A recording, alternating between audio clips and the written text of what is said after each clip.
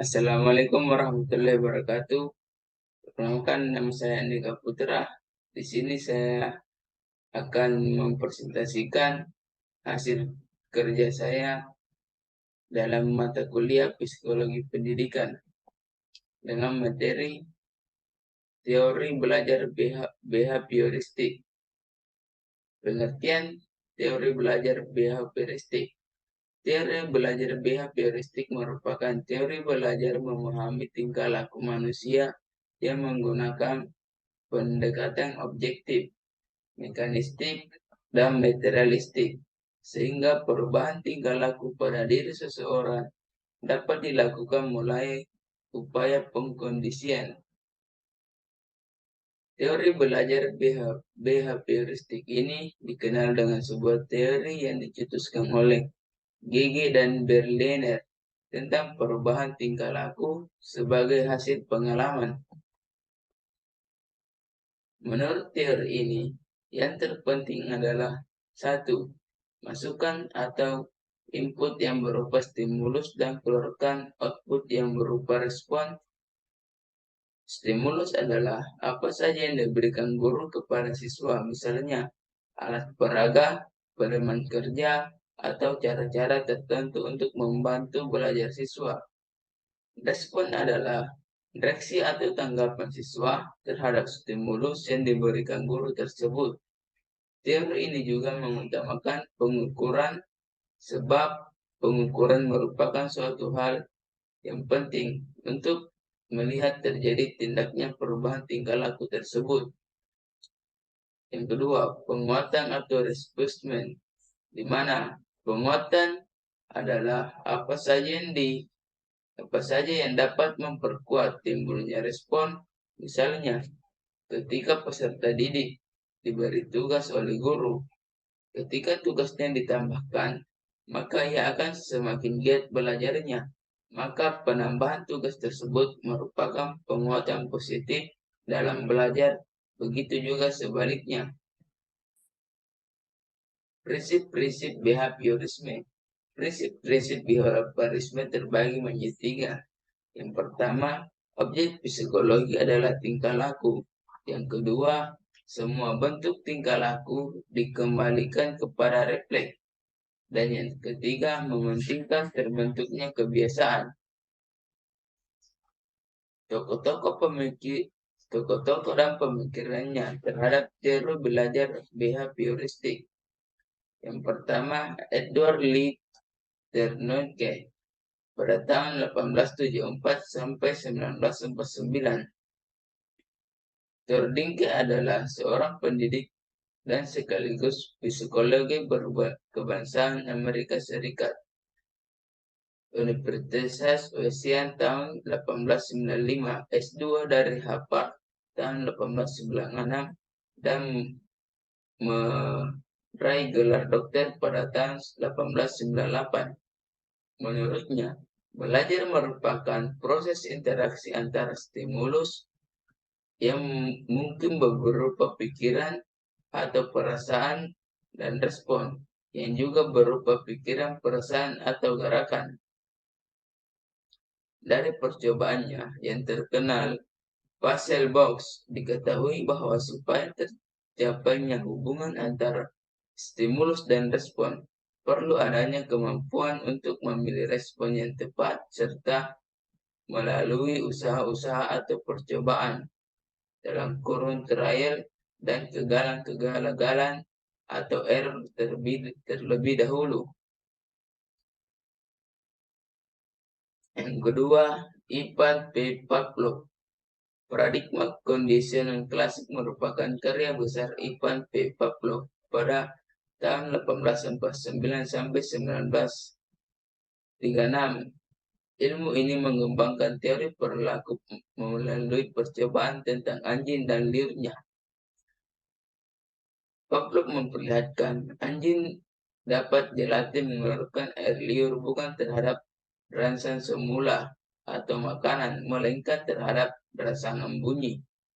Hal ini terjadi pada waktu memperlihatkan makanan pada anjing sebagai rangsang yang menimbulkan air liur, dilanjutkan dengan membunyikan lonceng atau bel berkali-kali.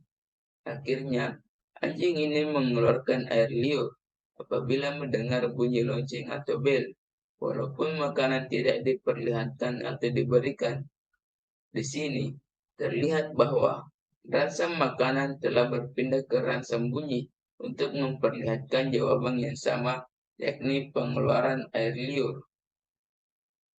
Yang ketiga yaitu Ursus Fredrik Skinner 1904 sampai 1990.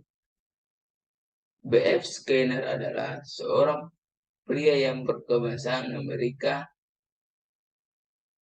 seorang tokoh behavioris yang meyakini bahwa perilaku individu melalui proses operant condition, di mana seseorang dapat mengontrol tingkah laku organisme melalui pemberian reinforcement yang bijaksana dalam lingkungan yang relatif besar. Gaya mengajar guru dilakukan dengan beberapa pengantar dari guru secara searah dan kontrol guru melalui pengulangan atau drill dan latihan atau ekskresis. Teori belajar behavioristik ini telah lama dianut oleh para guru dan pendidik. Namun, dari semua pendukung teori ini, teori Skinner lah yang paling besar pengaruhnya terhadap perkembangan teori belajar behavioristik. Yang ketiga, David Aschobel, lahir pada 25 Oktober 1918 di Brooklyn, New York. Belajar menurut David Aschobel adalah proses internal yang tidak dapat diamati secara langsung. Perubahan terjadi dalam kemampuan seorang untuk bertingkah laku, berbuat dalam situasi tertentu. Perubahan dalam tingkah laku hanyalah suatu refleks dari perubahan internal. Berbeda dengan aliran behaviorisme, aliran kognitif mempelajari aspek-aspek yang tidak diamati secara langsung, seperti pengetahuan, arti, perasaan, keinginan, kreativitas, dan harapan pikiran.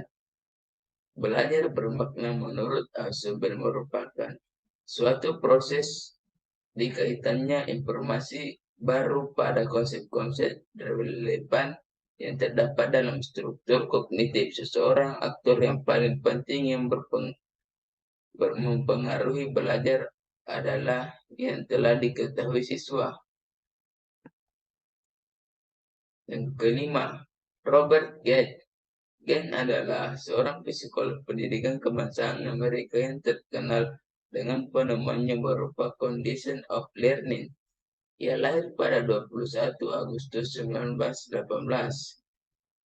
Teori Gates dipakai untuk mendesain support instruksional atau program-program berupa drill sampai simulasi. Kontribusi terbesar dari teori instruksi Gates adalah 9 kondisi instruksional, yaitu yang pertama, mendapatkan perhatian.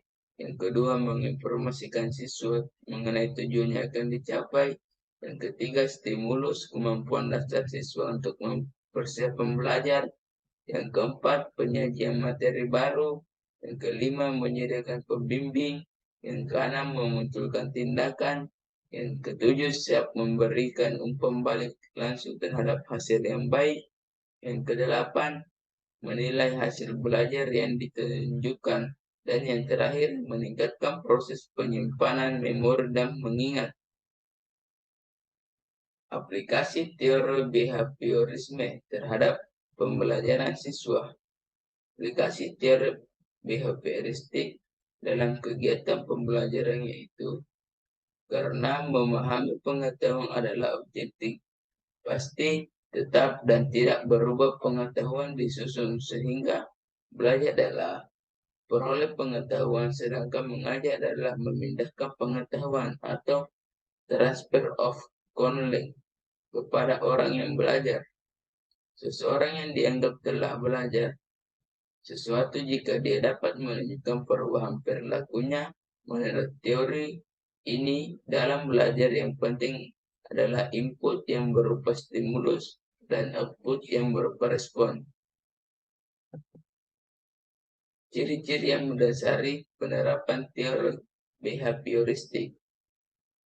Ciri-ciri yang mendasari penerapan behavioristik yaitu yang pertama, satu, mementingkan pengaruh lingkungan, yang kedua, mementingkan bagian-bagian, yang ketiga, mementingkan peranan reaksi, yang keempat, mementingkan peranan kemampuan yang sudah terbentuk sebelumnya, yang kelima, mementingkan pembentukan kebiasaan melalui latihan dan pengulangan, yang keenam, mengutamakan mekanisme terbentuknya hasil belajar melalui prosedur stimulus atau respon.